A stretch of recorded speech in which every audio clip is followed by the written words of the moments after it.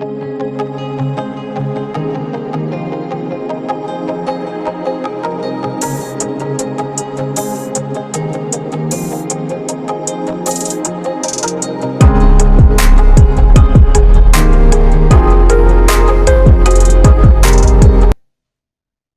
है आपका हमारे चैनल पर। और मैं फिर से हाजिर हूँ आपके सामने बहुत ही महत्वपूर्ण टॉपिक पर बात करने के लिए। और आज का हमारा जो वीडियो है वह मध्यकालीन भारत पर आधारित है। और अगर हम कहें तो मुगल काल और मुगल वंश के संस्थापक बाबर के बारे में आज हम चर्चा करेंगे। बहुत ही संक्षेप में, सरलता के साथ मैं यह कोशिश करूंगी कि आप इसे समझें और ध्यान से देखें, सीखें इससे। अच्छा लगे तो लाइक करें, शेयर करें। चलिए आज हम बात करते हैं बाबर के बारे में। बाबर, हम सभी लोग जानते हैं कि भारत में मुगल वंश का संस्थापक कौन था? बाबर।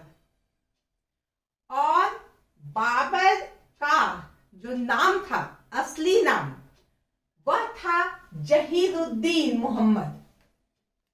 इसीलिए हम लोग इसको जहीरुद्दीन मोहम्मद बाबर के नाम से भी जानते हैं। बाबर इसका नाम बाद में पड़ा। बाबर का अर्थ होता है बाघ, क्योंकि जहीरुद्दीन मोहम्मद जो है वो बहुत ही पराक्रमी था, बहुत ही शक्तिशाली था, बहुत ही साहसी था। इसीलिए लोगों ने उसे बाघ कहा, बाबर। और यह नाम जो है उसका लोकप्रिय हो गया। तो जहीरुद्दीन मोहम्मद बाबर के बारे में आज हम जानेंगे। इनका जन्म 14 फरवरी 1483 में हुआ था। 14 फरवरी 1483 ईस्वी में इनका जन्म हुआ था। कहाँ हुआ था? फरगना में। फरगना में इनका जन्म हुआ था। इनके पिता का नाम उमर शेख था और ये फरगना के शासक थे। फरगना एक छोटा सा राज्य था, वहां के शासक पिता इसके उमर शेख थे। और इनकी माता का नाम कुतलुग निगाह था। हमें यह बात ध्यान देना चाहिए कि बाबर अपने पिताजी के तरफ से तैमूर लंग का वंशज था। तैमूर जो एक बहुत भयंकर, बहुत ही क्रूर, बहुत ही विध्वंसक एक हमारे यहाँ भी आकर के उन्होंने तबाही मचाई थी भारत में आकर के। तो उमर शेख पिता की तरफ से, उमर शेख जो है वो किसका वंशज था? तैमूर का वंशज था। माता जो है कुतलुग निगाह थी, वह चंगेज खां जो मंगोल नेता था और मंगोल शासक था, वह भी बहुत क्रूर, मंगोल ऐसे भी बहुत क्रूर होते थे। तो मंगोल एक तरफ से वो मंगोल माता की तरफ से था, मंगोल वंश का। पिता की तरफ से चंगेज खां के माता की तरफ से वो चंगेज खां की तरफ से था और पिता की तरफ से वह तैमूर के खानदान से था। शायद इसीलिए यह भी बहुत बलशाली, बहुत ही पराक्रमी, बहुत ही युद्ध के प्रति जिसको बहुत ही प्रेम होता है, इस तरह के इसके खून में आ गया था। इसने अपनी एक आत्मकथा लिखी है, हमें याद रखना होगा, तुजुक ए बाबरी। तुजुक ए बाबरी, जिसको हम बाबर नामा के नाम से भी जानते हैं। बाबर नामा। बाबर नामा क्या है? बाबर ने अपनी आत्मकथा लिखी थी। यह एक बहुत ही बड़ा प्रश्न है और बहुत बार प्रतियोगी परीक्षाओं में भी आता है कि बाबर की आत्मकथा क्या है, क्या कहलाती है। बाबरनामा उसको हम हिंदी में अनुवाद करके कह सकते हैं, और वो तुजुक ए बाबरी थी। और ये तुजुक ए बाबरी किस भाषा में लिखी गई थी? यह तुर्क भाषा में लिखी गई थी। यह भी हमें याद रखना चाहिए कि तुर्क भाषा में बाबर ने अपनी आत्मकथा लिखी थी।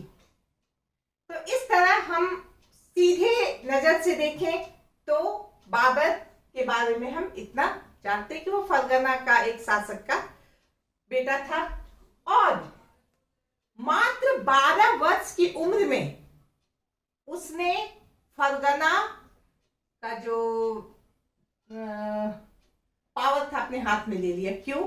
क्योंकि इनके पिता की मृत्यु मात्र 1494 ईस्वी में हो गई थी, जिससे शासन का भार बाबर पे आ गया। मात्र 12 वर्ष की उम्र में उसने शासन का भार अपने ऊपर ले लिया, और यह समय उसके लिए बहुत ही कठिन था। एक तो उसकी उम्र इतनी कम थी, दूसरी बात हम देखें तो बहुत सारे दुश्मन उसके इर्द गिर्द खड़े थे। वह फरगना को अपने अंडर करना चाहते थे, उसके चाचा हों या उसका चचेरा भाई हो या अन्य सरदार हों। इस तरह से कहा जाए तो बाबर को शुरू से ही एकदम से तैयार हो जाना पड़ा। अपने भविष्य के लिए संघर्ष करने के लिए वह तैयार हो गया, और उसने जो संघर्ष किया वह क्या था? भारत में आने से पहले उसका क्या संघर्ष था, इसे मैं संक्षेप में बताती हूँ। समरकंद पर आक्रमण। समरकंद जो है वहां का एक बहुत ही सुंदर राज्य था, जिस पर बाबर अपना प्रभुत्व जमाना चाहता था, और इस उद्देश्य से उन्होंने 1496 ईस्वी में, सोचिए कि वह 1494 ईस्वी में उसके पिता की मृत्यु होती है, वह गद्दी पे बैठता है, और मात्र 2 साल के बाद वह समरकंद पर आक्रमण कर देता है। प्रथम बार में वह असफल होता है, लेकिन 1497 ईस्वी में वह सफल हो जाता है। बहुत संतुष्ट हो जाता है, क्योंकि समरकंद उसका एक सपना था कि समरकंद हमारा राज्य हो, हम समरकंद के शासक हों। लेकिन इत्तेफाक ऐसा रहता है कि जब वह फरगना छोड़कर समरकंद को कब्जा कर लेता, उसका पावर अपने हाथ में ले लेता है, उस समय क्या होता? फरगना जो है वह उसके हाथ से चला जाता है। उसे पता चलता है कि उसके अपने लोगों ने ही, उसके चाचा ने ही, उसके चचेरे भाइयों ने ही फरगना पर अपना अधिकार कर लिया। जिस समय वो समरकंद पर जीता था उस समय उसकी तबीयत खराब थी, वो तुरंत उस फरगना नहीं जा सका। लेकिन फिर वो फरगना आया कि मुझे फरगना को अपने हाथ में ले लेना, क्योंकि वो तो मेरा राज्य है। ऐसे में क्या होता है कि फरगना भी उसके हाथ से चला जाता है, और समरकंद पर भी जो है वह भी उसके हाथ से निकल जाता है। अब हम बात करते हैं कि इस बीच वो कहीं का नहीं रहता, ना वो समरकंद का शासक रहता है, ना फरगना का शासक रहता है। ऐसे में वो इधर उधर भटकता रहता है। कहा जाता है, इतिहासकारों ने कहा है कि खोजंद की पहाड़ियों में उसने अपना बसेरा बनाया था इतने दिनों तक। फिर धीरे धीरे उसने अपनी शक्ति संगठित की, अपनी सेना बनाया, और फिर से वह अपने अभियान पे चल दिया, और फिर से उसने समरकंद पर विजय प्राप्त किया। समरकंद पर विजय प्राप्त किया, लेकिन यह विजय भी बहुत दिनों तक नहीं चली। 1501 उसमें उसने फिर समरकंद जीत लिया, और 1502 में फिर उसके हाथ से समरकंद निकल गया। फिर उसने काबुल पर अधिकार किया। काबुल पर अधिकार करना भी उसका एक सपना था, जो उसने किया 1504 ईस्वी में। और काबुल पर अधिकार करने के बाद उसे लगा कि हाँ, अब मैंने कोई सही जगह को अपना बनाया, अब यहां से मुझे जीतना है जहां मैं चाहूं। और उसने अपने आप को बादशाह की उपाधि से विभूषित किया। कब? 1507 ईस्वी में अपने आप को बादशाह घोषित कर दिया। बादशाह घोषित करने के बाद पुनः वह समरकंद पर अधिकार कर लिया। कैसे? समरकंद पर जो विजय प्राप्त किया था वह कुछ दिन ही चला। इसका कारण यह था कि शैबानी खान नाम का जो एक अफगान सरदार था उसने समरकंद पर विजय प्राप्त कर ली थी। अब समरकंद पर एक ईरानी सरदार, एक ईरानी शाह, उसने जो है शैबानी को हरा दिया और ईरानी शाह का समरकंद पर अधिकार हो गया था। जैसा कि मैंने बताया, बाबर का सपना था समरकंद। उसने फिर समरकंद की तरफ अपना रुख किया और ईरान के शाह से उसने मित्रता की, संधि की और अपनी कूटनीतिज्ञता कहें या अपनी बुद्धिमानी कहें, उससे उसने पुनः समरकंद को अपने अधीन ले लिया। तो 1511 तक, कहने का अर्थ यह है कि कितने कम समय में उसने इतनी सारी उपलब्धियां प्राप्त कर ली, इतने जगह पर आक्रमण किया, विजय किया। भले वो छूट गया लेकिन फिर उसे पाने के लिए उसने अथक प्रयास किया और अंततः उसने समरकंद पर अधिकार कर लिया।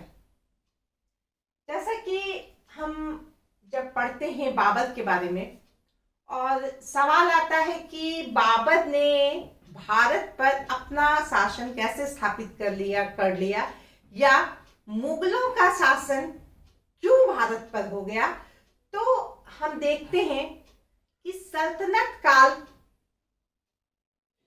जो चल रहा था उसमें अंतिम वंश लोदी वंश और उसके अंतिम शासक इब्राहिम लोदी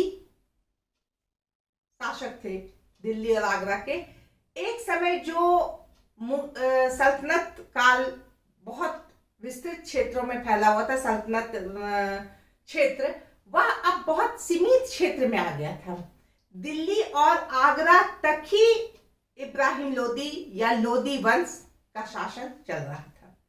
चारों तरफ अनेक अफगान सरदार अपना अपना स्वतंत्र राज्य बना लिए थे, अपने आप को स्वतंत्र घोषित कर दिए थे। ऐसी स्थिति में भारत की स्थिति बहुत बुरी थी और बाबर ने इसी का फायदा उठाया। चाहे वो पंजाब हो, चाहे सिंध हो, चाहे मालवा हो, चाहे पूरे भारत में हम देखते हैं कि हर जगह छोटे छोटे अनेक राज्य उपस्थित हो गए थे, जिसके कारण यहाँ एकता का अभाव हो गया था। आपस में हमेशा संघर्ष होता रहता था, जिसका फायदा बाबर ने उठाया। बाबर ने जब काबुल पर अधिकार कर लिया तो उस समय भारत भी सबके आंखों में बसा रहता था कि काश एक बार भारत भी जय जाए, क्योंकि भारत की जो शक्ति थी, भारत का जो चकाचौंध था, भारत की जो धन संपत्ति थी, वह सभी के आंखों को आकृष्ट करती थी। ऐसे में पानीपत का युद्ध हुआ। बाबर अपनी सेना तैयार कर इब्राहिम लोदी के खिलाफ निकल पड़ा। जैसा कि मैंने बताया कि इब्राहिम लोदी के अपने लोग ही, उनके अपने चचेरे भाई, उनके अपने रिश्तेदार, उनके अपने विश्वास जो बहुत विश्वासी सरदार थे, वो सारे लोग इब्राहिम लोदी के विरोध में हो गए थे और इसका फायदा बाबर को मिला। अब हम बात करते हैं, यहाँ तो उन्होंने काबुल तक, समरकंद तक अपना उन्होंने संघर्ष करके अपना जो अपनी प्रतिभा थी वह उन्होंने दिखा दी, अपना युद्ध कौशल उन्होंने दिखा दिया। अब अपना युद्ध कौशल दिखाने और अपनी बाहुबल, अपनी शक्ति को दिखाने के लिए वह भारत की ओर बढ़ा और हम देखते हैं पानीपत का युद्ध हुआ। हम सभी जानते हैं पानीपत का प्रथम युद्ध कब हुआ था। ये 21 अप्रैल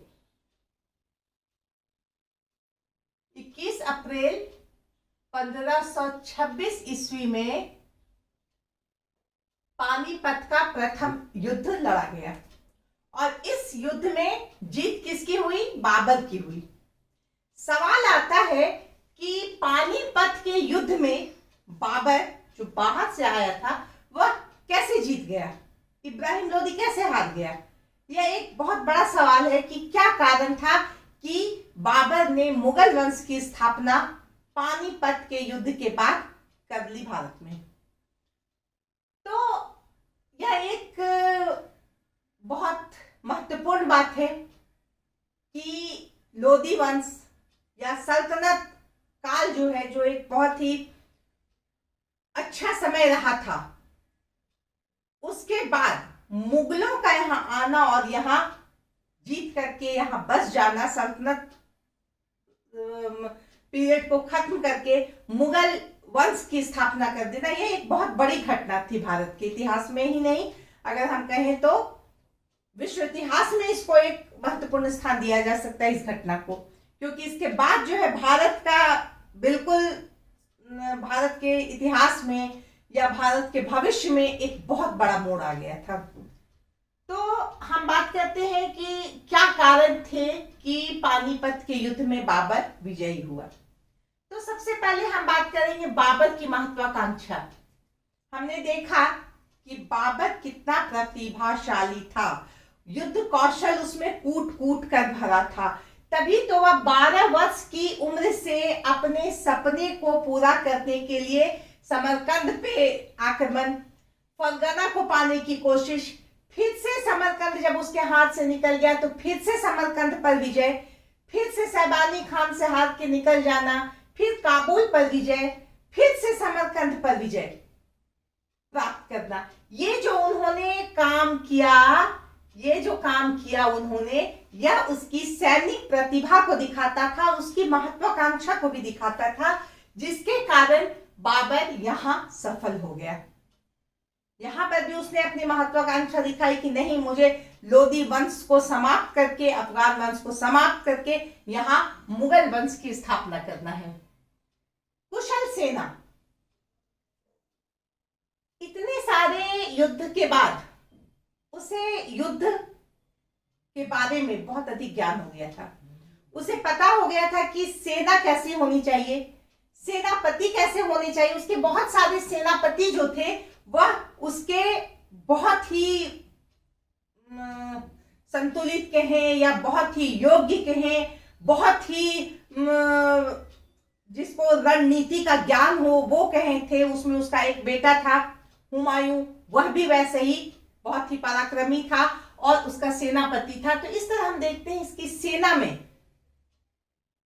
जो सेनापति थे या जो सेना थी वह बाबर के प्रति समर्पित थी और वह किसी भी हालत में भारत पर आक्रमण करके इब्राहिम लोदी को हरा करके यहां पर अपना शासन स्थापित करना चाहती थी। रणनीति, जैसा कि मैं बार बार बता रही हूं कि ये सारे संघर्ष, ये सारे युद्ध, इसका बहुत अधिक प्रभाव था पानीपत के युद्ध में बाबर की जीत के लिए, क्योंकि सेना का संचालन, व्यूह रचना, किस तरह से कब आक्रमण किया जाए, कब पीछे चला जाए, किस तरह से दुश्मन को घेरा जाए, यह जो होती है व्यूह रचना, वह बहुत ही महत्वपूर्ण होती है। रणनीति इसी को कहते हैं कि किस समय किधर से हमला करना है, किधर से छुप जाना है, किधर से निकल जाना है, किधर से घेर लेना है। ये सारी बातों में ये बड़े निपुण थे और यह एक बहुत बड़ा कारण बना कि बाबर ने पानीपत का युद्ध जीत लिया। पानीपत के प्रथम युद्ध में बाबर की जीत हुई और इब्राहिम लोदी की हार हुई। हमें याद रखना है कि पानीपत का प्रथम युद्ध किसके बीच हुआ था? बाबर और इब्राहिम लोदी के बीच।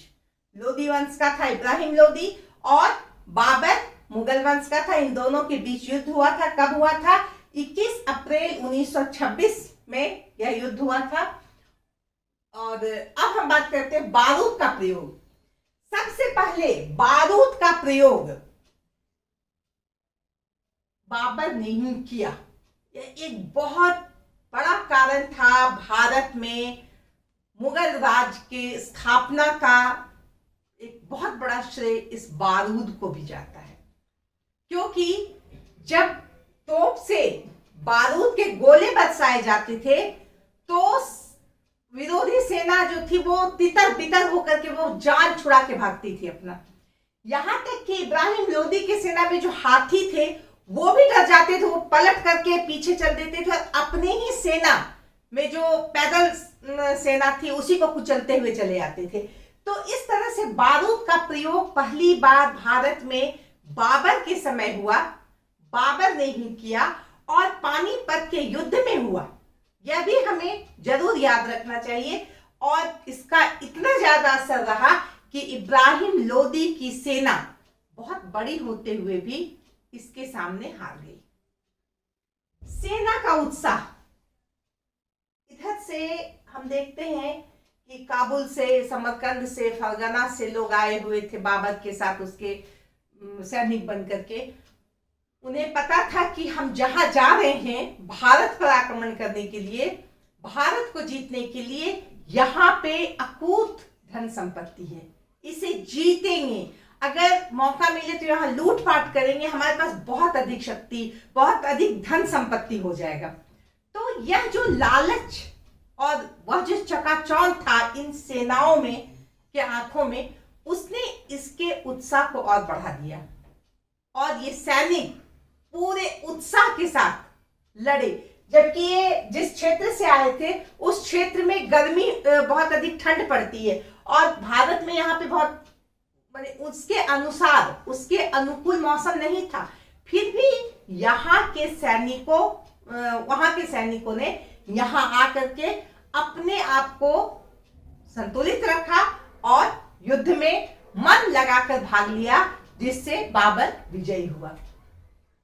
अफगान सरदारों का साथ, जैसा कि मैंने बताया कि कुछ अफगान शासक, उसमें पंजाब का एक दौलत खां था, एक उसका अपना चाचा था, इब्राहिम का अपना चाचा था आलम खान। इन लोग असंतुष्ट था इब्राहिम लोदी से। क्यों? क्योंकि अफगान शासक या लोदी, जो इब्राहिम लोदी था, वो जब राजा बना तो उसने बहुत सारी गड़बड़ियों को देखा था, बहुत सारे समस्याओं को उन्होंने देखा और इस समस्याओं से निजात पाने के लिए उसने अनुशासन बहुत कठोर कर दिया कि किसे क्या करना है। वो ये काम नहीं कर सकता है, तुम्हारा पावर ये नहीं है, तुम अपने लिमिट में रहो, तुम उस क्षेत्र में नहीं जा सकते हो। इतना सारा कठोर अनुशासन से अफगान सरदारों को बांध दिया गया कि इन्हें बड़ा बुरा लगने लगा कि इब्राहिम लोदी तो एकदम से हम लोगों की स्वतंत्रता पर अंकुश लगा रहा है, हम लोगों का तो जीना दुश्वार कर दिया है। क्योंकि उसकी स्वतंत्रता में खलल तो थी ही साथ वो मनमानी नहीं कर पा रहे थे। इसके कारण वह इब्राहिम लोदी से असंतुष्ट होकर बाबर के साथ मिल गए। और जब बाबर के पास उसके विरोधी शासक के अपने लोग ही आ जाए, तब फिर क्या बात है। बाबर और खुश हो गया, उसको और बल मिल गया। तो इस तरह से हम देखते हैं कि बहुत सारे अफगान सरदारों ने जो उनका साथ दिया, इससे बाबर और मजबूत हो गया और उसके युद्ध जीतने की संभावना भी अधिक से अधिक हो गई। अफगान शासक जो है कमजोर हो गए थे। एक समय था कि अफगान शासक के पास अनुशासन था, नियम था, बहुत ही सही तरीके से वो काम करते थे। लेकिन अब धीरे धीरे जैसे जैसे इनके हाथों में शक्ति आ गई थी, ये बड़े उत्सृंखल हो गए थे। आराम, मौज मस्ती से इनका ज्यादा ताल्लुक था। जनता के प्रति क्या काम है, साम्राज्य के प्रति क्या काम है, अपने राज्य के प्रति क्या काम है, सेना के प्रति हमें क्या काम है, इन सब बातों को वो भूल गए थे, जिससे उनका नैतिक अवमूल्यन हो गया था। और यह कारण था कि बाबर की सेना के बीच के सामने या बाबर के सामने वह टिकने लायक नहीं रहे थे। तो इन सब कारणों को हम देखते हैं, तब हम यह कहते हैं कि पानीपत का जो युद्ध था उसमें जीतने के जो सारे तत्व थे बाबर के पक्ष में थे, और इसी कारण बाबर ने पानीपत का प्रथम युद्ध को उसने जीत लिया। तो इस तरह उन्होंने जब पानीपत का युद्ध में अपनी विजय उन्होंने दिखा दी, तब उसने अब क्या हुआ, परिणाम क्या निकला, बहुत बड़ा परिणाम। पानीपत का प्रथम युद्ध और बाबर की विजय, कहा जाता है कि इसने भारत की दशा और दिशा को बदल दी। अब भारत में मुगलों का शासन हो गया, और मुगल शासन के साथ ही अफगान शासन का अंत हो गया। राजपूत जो शासक थे वह भी पीछे हो गए, उनकी भी महत्ता खत्म हो गई, और अब लोग जो है मुगल वंश को ही या मुगल शासक को ही अपना शासक मानने लगे। यह एक बहुत बड़ी घटना थी। लेकिन पानीपत के युद्ध के बाद भी बाबर को कुछ युद्ध करने पड़े जो बहुत ही महत्वपूर्ण थे। उन युद्धों को भी हम जान लें। वह था खानवा का युद्ध। यह खानवा का युद्ध राणा सांगा जो राजपूत राजा थे उनके साथ इनका युद्ध हुआ 6 मार्च 1527 को, और इन्होंने इब्राहिम लोदी के विरुद्ध सहायता नहीं की थी बाबर को, इसीलिए बाबर अपनी खुन्नस निकालना चाहता था। कहा जाता है कि बाबर ने राणा सांगा से कहा था कि आप हमारे साथ आइए और हमारा साथ दीजिए, लेकिन राणा सांगा ने ऐसा नहीं किया था। ये राजपूत शासक थे राणा सांगा, और बहुत ही महान शासक थे। राजपूत शासकों में इनके पास तेज, बल, बुद्धि, योग्यता से ये भरे हुए थे। कहने का मतलब एक बहुत बड़े शासक थे, और इनके साथ भी बाबर ने युद्ध किया, क्योंकि पता था कि सबसे पहला काम हमें राजपूत शक्ति को समाप्त करना है, तभी हम यहां टिके रह सकेंगे, क्योंकि उस समय राजपूत ही उससे मुकाबला करने के लिए माने बराबरी में थे। तो इस तरह से जो है खानवा का युद्ध राणा सांगा और बाबर के बीच लड़ा गया। ये अलग बात है कि राणा सांगा के जो सैनिक थे उन्होंने बाबर की सेना को बुरी तरह से तोड़ दिया। बयाना के दुर्ग पर आक्रमण करके उसे अपने अधीन कर लिया।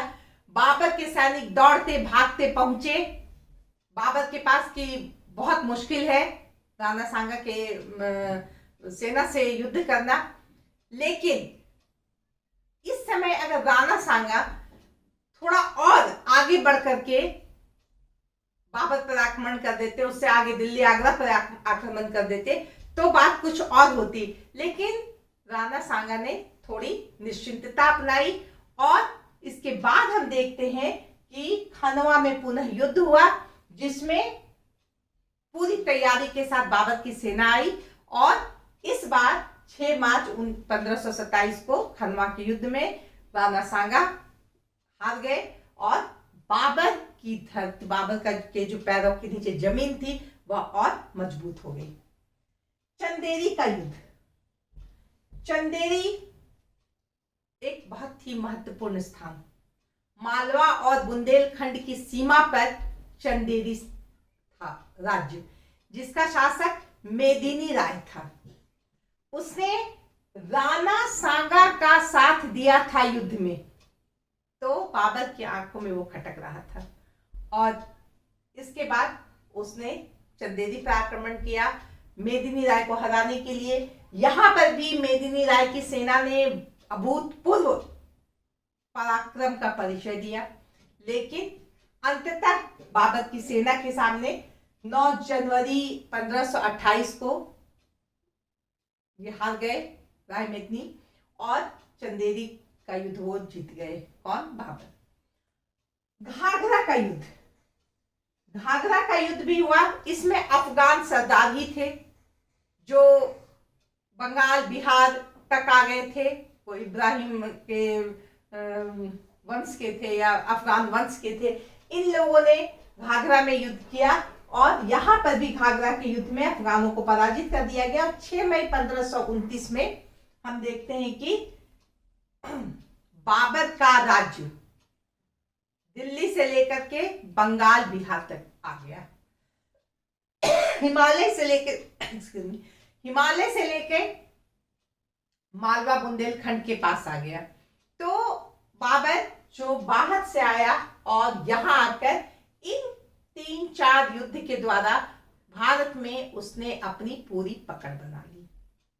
इस तरह से अब भारत में मुगल वंश की नींव पड़ चुकी थी। अब इतना सारा युद्ध करते करते वो थक गया था।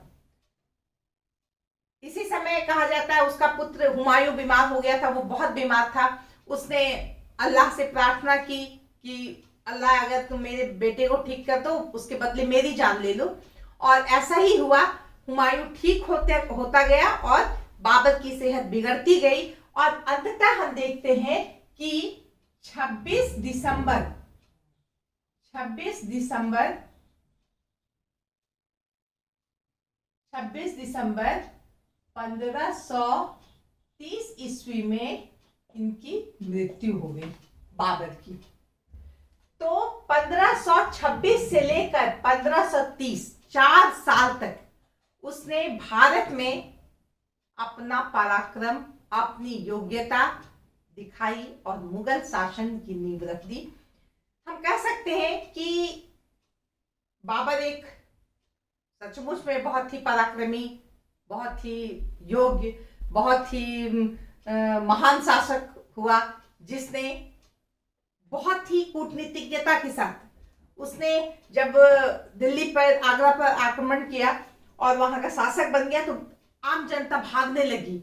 उसने उसे रोक के कहा कि अरे डरो मत, तुम रुको, अब हम तुम्हारे शासक हैं, हम तुम्हारा ध्यान रखेंगे, तुम बिल्कुल मत घबराओ। ऐसा करके उन्होंने पब्लिक को, आम जनता को उसने अपनी तरफ कर लिया कि आम जनता उसके विरुद्ध विरोध ना कर सके। अफगान शासक को उन्होंने कहा कि तुम लोग मेरी तरफ आ जाओ, अफगानी सरदारों को प्रलोभन दिया कि तुम हमारे साथ आ जाओ, तुम्हें डरने की कोई जरूरत नहीं। कहने का अर्थ यह है कि वह एक बहुत युद्ध कौशल में तो प्रवीण था ही, साथ ही साथ वह एक बहुत कूटनीतिज्ञ था। साथ ही साथ उसने, कहा जाता है कि वह एक अपने परिवार के प्रति भी बहुत समर्पित था, एक कर्तव्यनिष्ठ व्यक्ति था, एक अच्छा सेनापति था। साथ ही साथ हम कहेंगे कि वह एक विद्वान भी था, क्योंकि उसने जो अपनी पुस्तक लिखी तुजुक ए बाबरी, उसमें उसने जो लिखा, उसने जिस शैली का, जिस तरीके से लिखा, वह भी काबिले तारीफ है। इस तरह कहा जा सकता है कि वो विजेता के साथ साथ एक विद्वान भी था। तो इस तरह आज मैं बाबर, जिसे जहीदुद्दीन मोहम्मद जिनका नाम था, उनके बारे में मैंने बताया। और इसके साथ ही आज मैं यहाँ इस चैप्टर को समाप्त करती हूँ। धन्यवाद।